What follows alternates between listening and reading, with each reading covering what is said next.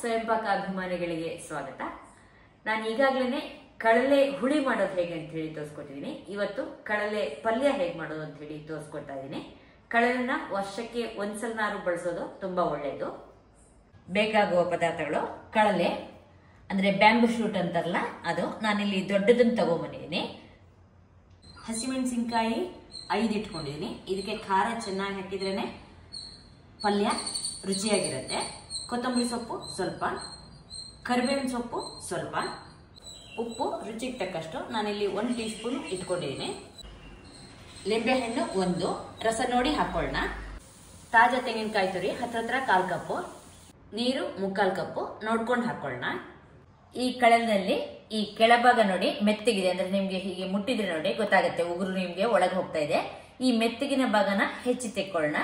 ಆದಷ್ಟು ನಿಮ್ಗೆ ಈ ತರದ ಮೆಟ್ಕತ್ತಿ ಅಂತ ನೋಡಿ ಇದಿದ್ರೆ ನಿಮ್ಗೆ ಹೆಚ್ಚಲಿಕ್ಕೆ ಸುಲಭ ಆಗುತ್ತೆ. ಚಾಕುನಲ್ಲೂ ಕೂಡ ಹೆಚ್ಕೋಬಹುದು. ಈಗ ನೋಡಿ ನಾನು ಈ ಎಳೆ ಭಾಗವನ್ನೆಲ್ಲ ತೆಗೆದಿದ್ದೀವಿ. ಈಗ ನೋಡಿ ಹೆಚ್ಚಕ್ಕೆ ಆಗ್ತಾ ಇಲ್ಲ, ಗಟ್ಟಿ ಇದೆ. ಅಂದ್ರೆ ಈಗ ಇದನ್ನು ಬಿಟ್ಬೇಡ. ಈಗ ಮೇಲಿನ ಈ ಸಿಪ್ಪೆನೆಲ್ಲ ತೆಕ್ಕೊಳ್ಳೋಣ. ಈ ಗಣ್ಣಿನ ಮೇಲ್ಭಾಗದಲ್ಲಿ ಮೃದುವಾಗಿರುತ್ತೆ, ಅಲ್ಲಿ ಇದನ್ನ ಹೆಚ್ಕೋಬೇಕು. ಈಗ ಇದನ್ನು ಕೂಡ ಹಾಗೆ ನೀವು ಎಳೆ ಭಾಗನೆಲ್ಲ ಹೀಗೆ ಹೆಚ್ಕೊಳ್ತಾ ಹೋಗ್ಬೇಕು. ಈಗ ನೋಡಿ ಗಟ್ಟಿ ಇದೆ, ಅಂದ್ರೆ ಇದು ಬೇಡ. ಈಗ ಈ ಗಣ್ಣಿದೆಯಲ್ಲ ಇದಕ್ಕೆ ಸ್ವಲ್ಪ ಮೇಲೆ ನೀವು ಈ ತರ ಹೀಗೆ ಸುತ್ತ ಹೀಗೆ ಮಾಡ್ಕೊಂಡ್ರೆ ನಿಮಗೆ ಮೇಲಿನ ಸಿಪ್ಪೆ ಇದೆಯಲ್ಲ ಇದನ್ನ ತೆಗಿಲಿಕ್ಕೆ ಅನುಕೂಲವಾಗುತ್ತೆ. ಸಿಪ್ಪೆ ತೆಗೆದ್ಮೇಲೆ ನೋಡಿ ನಿಮ್ಗೆ ಇದು ಇಲ್ಲಿ ಹಸಿರಿದೆ, ಇಲ್ಲಿ ಬಿಳಿ ಇದೆ.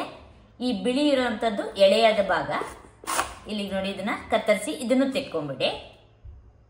ಎಳೆ ಭಾಗನೆಲ್ಲ ಹೀಗೆ ಹೆಚ್ಚಾ ಹೋಗಿ ಗಾಲಿ ಗಾಲಿಯಾಗಿ ಹೆಚ್ಕೊಳ್ಳಿ. ಚಾಕುವಿನಲ್ಲಿ ಕೂಡ ನೋಡಿ ನೀವು ಇದನ್ನ ಹೆಚ್ಚಬಹುದು. ಹೀಗೆ ನೋಡಿ ಸುತ್ತ ಈ ತರ ನಿಮ್ಗೆ ಒಂದು ಸ್ವಲ್ಪ ಹೆಚ್ಕೊಂಡ್ರೆ ಮೇಲಿನ ಸಿಪ್ಪೆ ನೋಡಿ ಈ ತರ ತೆಕ್ಕೋಬಹುದು.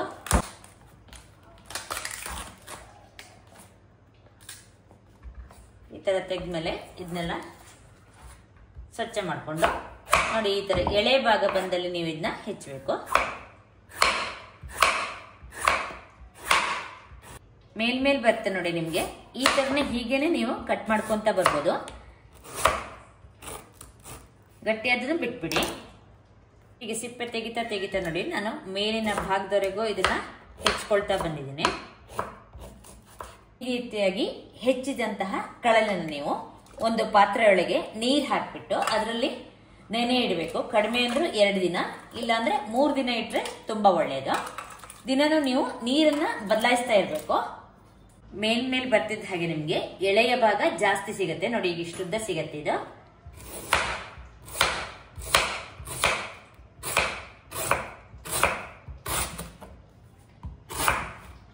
ಈಗ ನೀವು ಈ ತರ ಹೊರಸುತ್ತಿದೆ ನೋಡಿ, ಇದು ಜಾಸ್ತಿ ದಪ್ಪ ಇತ್ತಂದ್ರೆ ಗಟ್ಟಿ ಇತ್ತಂದ್ರೆ ತೆಗೀರಿ, ಇಲ್ಲ ಇದ್ರೆ ನೀವು ಅದನ್ನ ಹಾಕೋಬಹುದು. ನೋಡಿ ಎಲ್ಲ ಎಳಸಕ್ ಚೆನ್ನಾಗಿದೆ. ಕಡಲೆಯನ್ನು ನಾನೀಗ ನೀರಿನಲ್ಲಿ ನೆನೆ ಇಟ್ಟು 3 ದಿನ ಆಗಿದೆ. ಈಗ ಇದ್ರ ನೀರೆಲ್ಲ ತೆಕ್ಕೊಳ್ಳೋಣ. ನಾನು 2 ಹೊತ್ತು ಈ ಕಡಲೆಯ ನೀರನ್ನ ಚೇಂಜ್ ಮಾಡಿಬಿಟ್ಟು ಇಟ್ಕೊಂಡಿದ್ದೆ. ಈಗ ಈ ಕಡಲೆ ಹೋಳುಗಳನ್ನ ನಾನು ಫುಡ್ ಪ್ರೊಸೆಸರ್ನಲ್ಲೇ ಇದನ್ನ ಕತ್ತರಿಸ್ಕೊಳ್ತಾ ಇದ್ದೀನಿ. ಅರ್ಧದಷ್ಟು ಹೋಳುಗಳನ್ನ ನಾನು ಈ ಪ್ರೊಸೆಸರಿಗೆ ಹಾಕಿದ್ದೀನಿ. ಈಗ ಈ ಅರ್ಧನ್ ಮಾತ್ರ ನಾನು ಪಲ್ಯಕ್ಕೆ ಬಳಸ್ತಾ ಇದ್ದೀನಿ. ಉಳಿದ ಗಾಲಿ ಗಾಲಿ ಹೋಳುಗಳನ್ನೆಲ್ಲ ನಾನು ತೆಗೆದಿಟ್ಟಿದ್ದೀನಿ. ಇದನ್ನ ಹುಳಿಗೆ ಚೆನ್ನಾಗಿರುತ್ತೆ ಅಂತ ಹೇಳಿ ಸಣ್ಣ ಸಣ್ಣದೆಲ್ಲ ಇದಕ್ಕೆ ಹಾಕೊಂಡಿದ್ದೀನಿ. ಇದ್ರ ಜೊತೆ ಹಸಿಮೆಣಸಿನಕಾಯಿನೂ ಹಾಕ್ಬಿಟ್ಟು ಇದನ್ನ ಸಣ್ಣದಾಗಿ ಹೆಚ್ಕೊಳ್ಳೋಣ.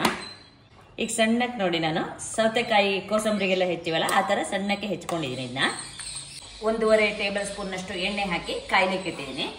ಎಣ್ಣೆ ಕಾದ್ಮೇಲೆ ಅರ್ಧ ಟೀ ಸ್ಪೂನ್ ಸಾಸಿವೆ ಪಟಪಟ ಆದ್ಮೇಲೆ ಕಡಲೆಬೇಳೆ 1 ಟೀ ಸ್ಪೂನು, ಹಾಗೆ ಅರ್ಧ ಟೀ ಸ್ಪೂನು ಉದ್ದಿನ ಬೇಳೆ ಹಾಕಿದ್ದೀನಿ. ಉದ್ದಿನ ಬೇಳೆ ಕಡಲೆಬೇಳೆ ಹೊಮ್ಮಣ್ಣಕ್ಕೆ ಬಂದ್ಮೇಲೆ ಕರ್ಬೇವನ್ನ ಸ್ವಲ್ಪ ಮುರಿದ್ಬಿಟ್ಟು ಹಾಕಿ, ಹಾಗೆ ಅರಿಶಿಣ 1/4 ಟೀ ಸ್ಪೂನ್ ಅಷ್ಟು ಹಾಕಿದ್ದೀನಿ. ಇದಕ್ಕೀಗ ಹೆಚ್ಚಿದ ಹಸಿಮೆಣಸಿನಕಾಯಿ ಹಾಗೆ ಕಡಲೆಯನ್ನು ಹಾಕೊಳ್ಳೋಣ. ಒಂದ್ಸಲ ಇದನ್ನ ಚೆನ್ನಾಗಿ ಹೀಗೆ ಕಲಿಸ್ಕೊಳ್ಳಿ. ನಂತರ ನೀರು ಹಾಕಿ ಇದನ್ನು ಸ್ವಲ್ಪ ಬೇಯಿಸ್ಕೊಳ್ಳೋಣ. ಒಂದು ಅರ್ಧ ಕಪ್ಪಷ್ಟು ನೀರು ಹಾಕಿದ್ದೀನಿ. ಸಣ್ಣ ಊರಿನಲ್ಲಿ ನಾನು ಮುಚ್ಚಿಟ್ಬಿಟ್ಟು ಬೇಯಿಸ್ತಾ ಇದ್ದೀನಿ. ಮಧ್ಯದಲ್ಲಿ ನೀವು ನೀರು ನೋಡ್ಕೊಳ್ತಾ ಇರಬೇಕು. ಉಪ್ಪು ನಾನು ಇದಕ್ಕೆ ಹಾಕಿಬಿಟ್ಟು ಮತ್ತೆ ಮುಚ್ಚಿಡ್ತೀನಿ. ನೀರಿದೆ ಇದರಲ್ಲಿ. ಈಗ ಪಲ್ಯದಲ್ಲಿ ನೀರೆಲ್ಲ ಆರಿದೆ ನೋಡಿ. ಇದಕ್ಕೆ ಸ್ವಲ್ಪ ಬೆಲ್ಲ ಹಾಕೋಣ. ಬೆಲ್ಲ ಇಷ್ಟ ಇಲ್ಲದಿದ್ದರೂ ಹಾಕಲೇಬೇಕಂತೇನಿಲ್ಲ.